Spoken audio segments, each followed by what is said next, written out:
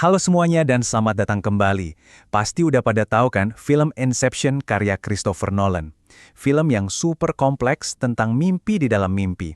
Tapi, gimana kalau ternyata seluruh bangunan megah film ini tuh nggak berdiri di atas konsep mimpi biasa? Gimana kalau fondasinya itu sesuatu yang jauh lebih spesifik dan jujur aja lebih aneh? Jadi apa dong fondasi rahasianya? Kita kan selama ini mikirnya ya udah ini film tentang mimpi, tapi itu tuh cuma puncak gunung esnya aja. Ada sesuatu yang jauh lebih dalam yang jadi penggerak semuanya. Yuk kita selami bareng-bareng. Nah, ini dia kuncinya.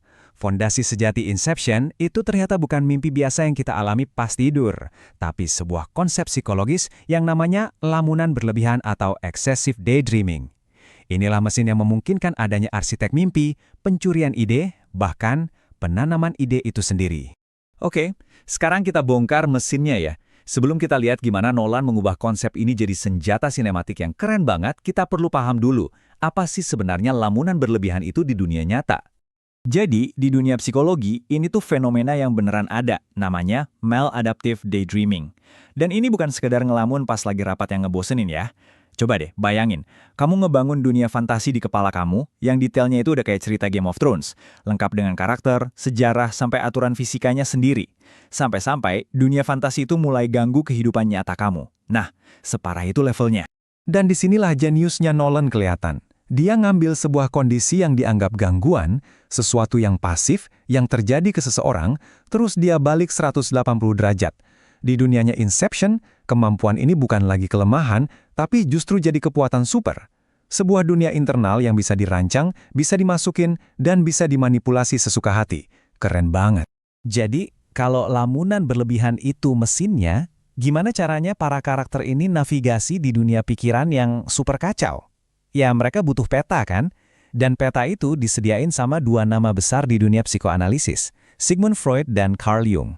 Merekalah yang ngasih aturan main di alam bawah sadar. Menurut Freud, mimpi itu kayak jalan tol langsung ke alam bawah sadar kita. Semua keinginan, ketakutan, dan trauma yang kita pendam pas kita melek bakal muncul pas kita tidur, seringnya dalam bentuk simbol.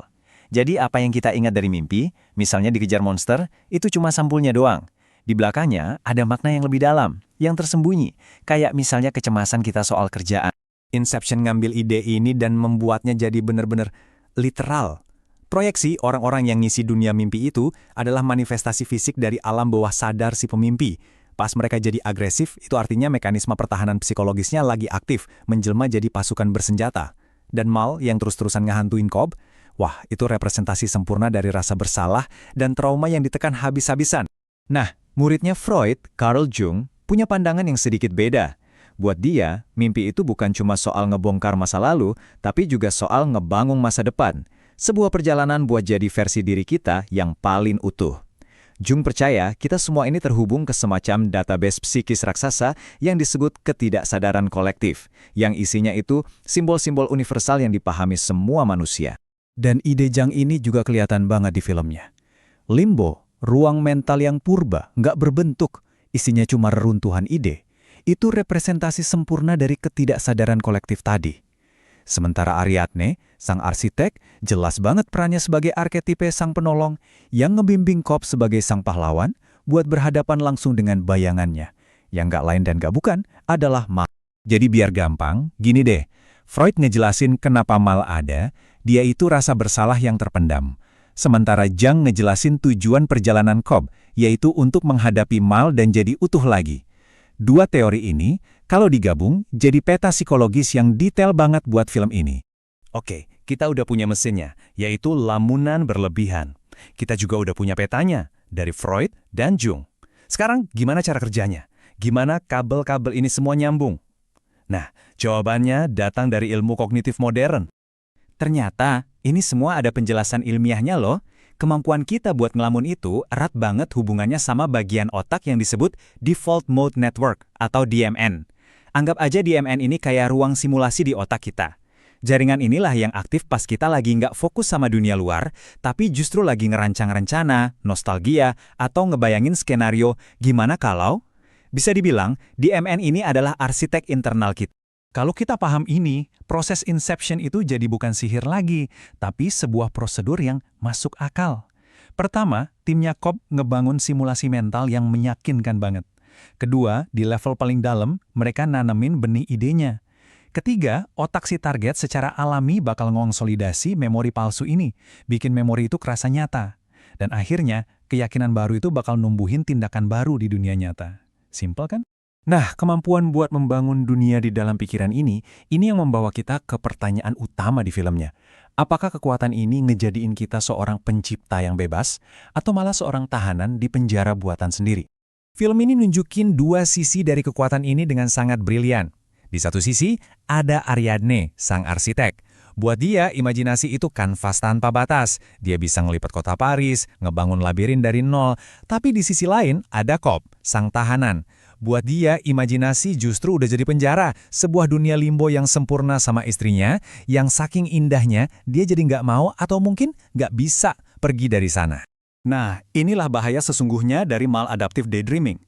Ketika dunia fantasi yang kita ciptain itu jauh lebih memuaskan daripada kenyataan, risikonya kita bisa menarik diri sepenuhnya dari dunia nyata.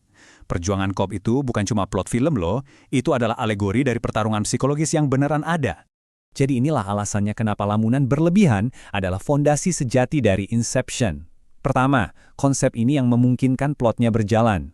Kedua, ini yang menjembatani dunia batin dengan tindakan nyata. Dan yang ketiga, ini juga mencerminkan proses Nolan sendiri sebagai sutradara yang pada dasarnya kan membangun dunia mimpi berlapis-lapis untuk kita masuki sebagai penonton. Ujung-ujungnya, film ini nggak ngasih kita jawaban yang pasti. Malah, pertanyaan itu dilempar balik ke kita. Sama kayak Cobb yang harus milih antara lamunan dan kenyataan, kita pun dipaksa buat nanya ke diri sendiri. Dari semua cerita yang kita bangun di kepala kita tentang siapa kita dan gimana dunia ini bekerja, pada akhirnya, realitas mana yang benar-benar kita pilih buat ditinggali?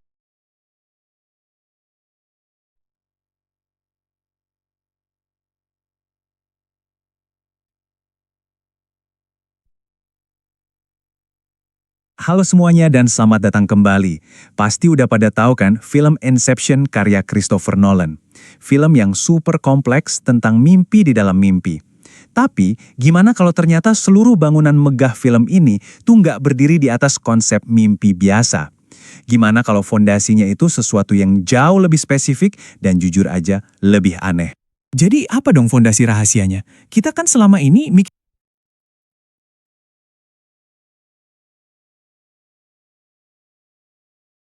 ya udah ini film tentang mimpi, tapi itu tuh cuma puncak gunung esnya aja.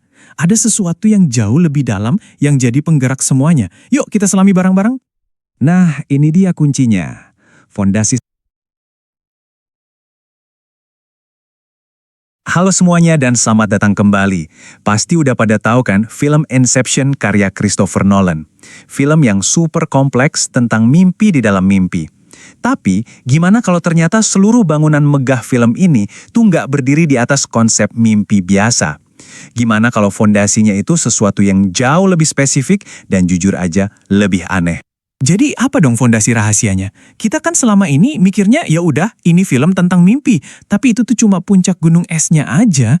Ada sesuatu yang jauh lebih dalam yang jadi penggerak semuanya. Yuk kita selami bareng-bareng. Nah, ini dia kuncinya. Fondasi sejati Inception itu ternyata bukan mimpi biasa yang kita alami pas tidur, tapi sebuah konsep psikologis yang namanya lamunan berlebihan atau excessive daydreaming. Inilah mesin yang memungkinkan adanya arsitek mimpi, pencurian ide, bahkan penanaman ide itu sendiri. Oke, sekarang kita bongkar mesinnya ya.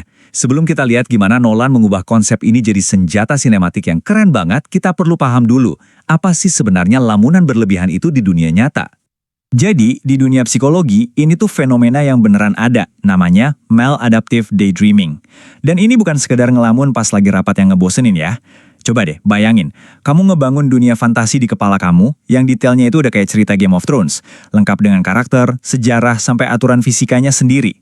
Sampai-sampai, dunia fantasi itu mulai ganggu kehidupan nyata kamu. Nah, separah itu levelnya.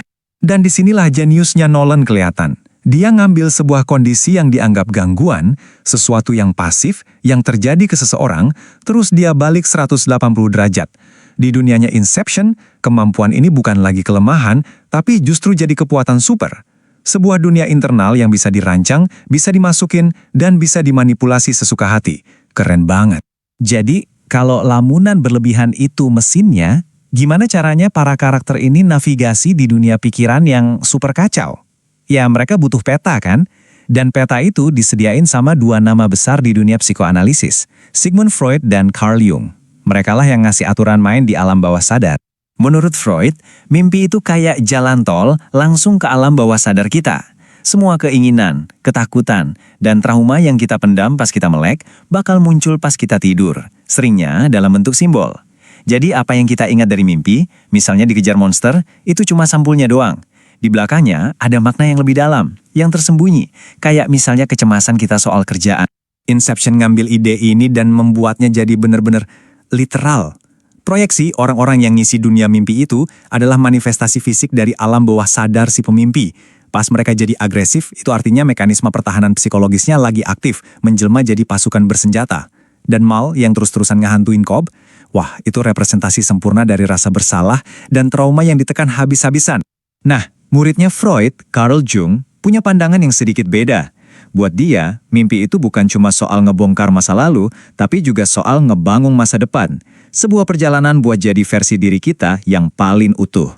Jung percaya kita semua ini terhubung ke semacam database psikis raksasa yang disebut ketidaksadaran kolektif, yang isinya itu simbol-simbol universal yang dipahami semua manusia. Dan ide Jung ini juga kelihatan banget di filmnya. Limbo, ruang mental yang purba, nggak berbentuk, isinya cuma reruntuhan ide. Itu representasi sempurna dari ketidaksadaran kolektif tadi. Sementara Ariadne, sang arsitek, jelas banget perannya sebagai arketipe sang penolong yang ngebimbing Cobb sebagai sang pahlawan buat berhadapan langsung dengan bayangannya. Yang nggak lain dan nggak bukan adalah Mal. Jadi biar gampang, gini deh. Freud ngejelasin kenapa Mal ada, dia itu rasa bersalah yang terpendam. Sementara Jung ngejelasin tujuan perjalanan Cobb, yaitu untuk menghadapi Mal dan jadi utuh lagi. Dua teori ini, kalau digabung, jadi peta psikologis yang detail banget buat film ini. Oke, kita udah punya mesinnya, yaitu lamunan berlebihan. Kita juga udah punya petanya, dari Freud dan Jung. Sekarang gimana cara kerjanya? Gimana kabel-kabel ini semua nyambung? Nah, jawabannya datang dari ilmu kognitif modern. Ternyata, ini semua ada penjelasan ilmiahnya loh. Kemampuan kita buat ngelamun itu erat banget hubungannya sama bagian otak yang disebut Default Mode Network atau DMN. Anggap aja DMN ini kayak ruang simulasi di otak kita. Jaringan inilah yang aktif pas kita lagi nggak fokus sama dunia luar, tapi justru lagi ngerancang rencana, nostalgia, atau ngebayangin skenario gimana kalau. Bisa dibilang, DMN ini adalah arsitek internal kita. Kalau kita paham ini, proses inception itu jadi bukan sihir lagi, tapi sebuah prosedur yang masuk akal. Pertama, timnya Cobb ngebangun simulasi mental yang meyakinkan banget. Kedua, di level paling dalam, mereka nanemin benih idenya. Ketiga, otak si target secara alami bakal ngonsolidasi memori palsu ini, bikin memori itu kerasa nyata. Dan akhirnya, keyakinan baru itu bakal numbuhin tindakan baru di dunia nyata. Simpel kan? Nah, kemampuan buat membangun dunia di dalam pikiran ini yang membawa kita ke pertanyaan utama di filmnya.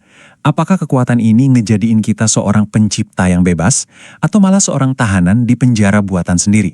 Film ini nunjukin dua sisi dari kekuatan ini dengan sangat brilian. Di satu sisi, ada Ariadne, sang arsitek. Buat dia, imajinasi itu kanvas tanpa batas. Dia bisa ngelipat kota Paris, ngebangun labirin dari nol. Tapi di sisi lain, ada Cobb, sang tahanan. Buat dia, imajinasi justru udah jadi penjara. Sebuah dunia limbo yang sempurna sama istrinya, yang saking indahnya, dia jadi nggak mau atau mungkin nggak bisa pergi dari sana. Nah, inilah bahaya sesungguhnya dari maladaptive daydreaming. Ketika dunia fantasi yang kita ciptain itu jauh lebih memuaskan daripada kenyataan, risikonya kita bisa menarik diri sepenuhnya dari dunia nyata. Perjuangan Cobb itu bukan cuma plot film loh, itu adalah alegori dari pertarungan psikologis yang beneran ada. Jadi inilah alasannya kenapa lamunan berlebihan adalah fondasi sejati dari Inception. Pertama, konsep ini yang memungkinkan plotnya berjalan. Kedua, ini yang menjembatani dunia batin dengan tindakan nyata. Dan yang ketiga, ini juga mencerminkan proses Nolan sendiri sebagai sutradara yang pada dasarnya kan membangun dunia mimpi berlapis-lapis untuk kita masuki sebagai penonton. Ujung-ujungnya, film ini nggak ngasih kita jawaban yang pasti. Malah, pertanyaan itu dilempar balik ke kita. Sama kayak Cobb yang harus milih antara lamunan dan kenyataan, kita pun dipaksa buat nanya ke diri sendiri. Dari semua cerita yang kita bangun di kepala kita tentang siapa kita dan gimana dunia ini bekerja, pada akhirnya, realitas mana yang benar-benar kita pilih buat ditinggali.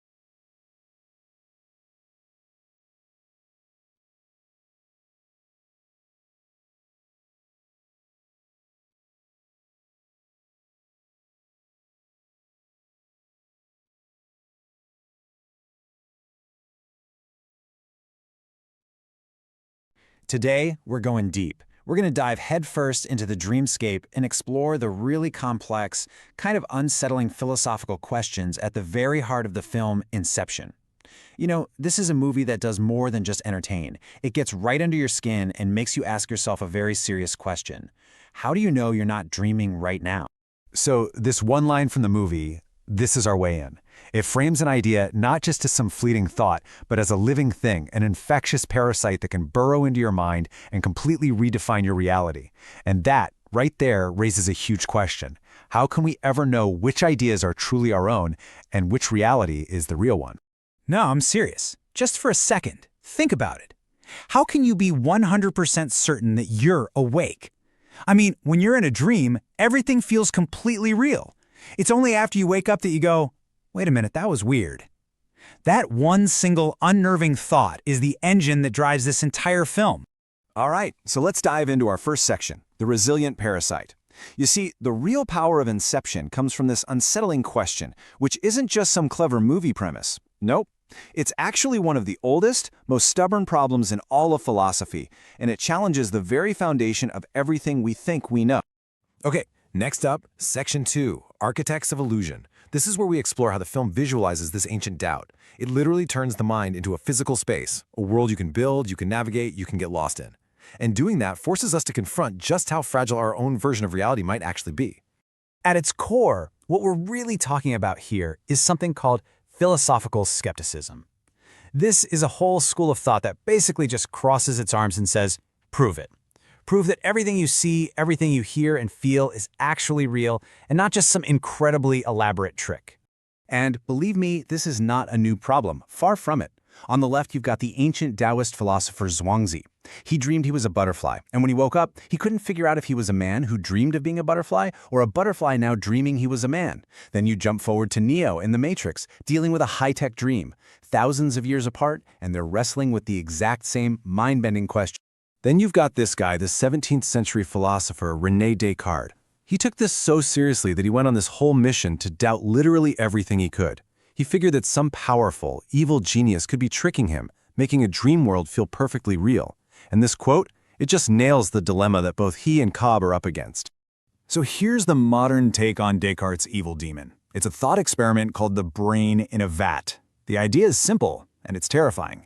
How could you possibly prove that your entire life isn't just a simulation being fed directly to your brain? You might try to use your senses to check, right? But what if your senses are part of the simulation? It's a perfect trap, a totally inescapable loop of doubt. All right, moving on to Section 3, the ethics of a shared dream. So, if the mind is a world, what does it mean to break into it?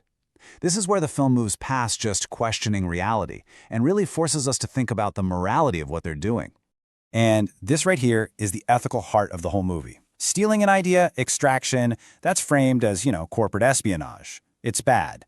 But planting an idea, inception, that's treated as something else entirely, something way more dangerous, a violation so profound it's almost impossible. You're not just stealing a secret, you're fundamentally rewriting who a person is.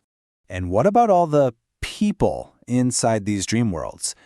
Are those projections just figments of someone's imagination? Or do they have rights? It's a fascinating question, because if you saw someone attacking a crowd of these projections, you'd probably be horrified. But if they were just shooting up mannequins, you'd just think they were weird. The morality seems to depend entirely on how convincing the illusion is. Kind of creepy, right? Now you might be thinking, okay, dream-sharing tech, that's science fiction. But the core concept of inception, that is very, very real. Every single day we are bombarded with attempts to plant ideas in our minds through ads, propaganda, even the social media feeds that are tailor-made to shape how we think. All of it is designed to make us accept an outside idea as our own. In fact, you could argue we're already seeking out these shared mental spaces, willingly. I mean, think about massively multiplayer online games. There are entire worlds where millions of people share a collective reality. This desire to plug in with other people, to share an experience, it's a powerful and very real human drive. Okay, let's get into Section 4, and you might want to buckle up for this one because this is where things get really, really wild. We're talking about time, memory, and limbo. And in the dream world of Inception, time is, well, it's not what you think it is. It's flexible, it's subjective, and it is terrifyingly huge. The basic rule in the movie is pretty simple. Your brain activity speeds up in a dream, so time feels like it's moving slower. And each level you go deeper into the dream, that subjective time multiplies by a factor of about 20.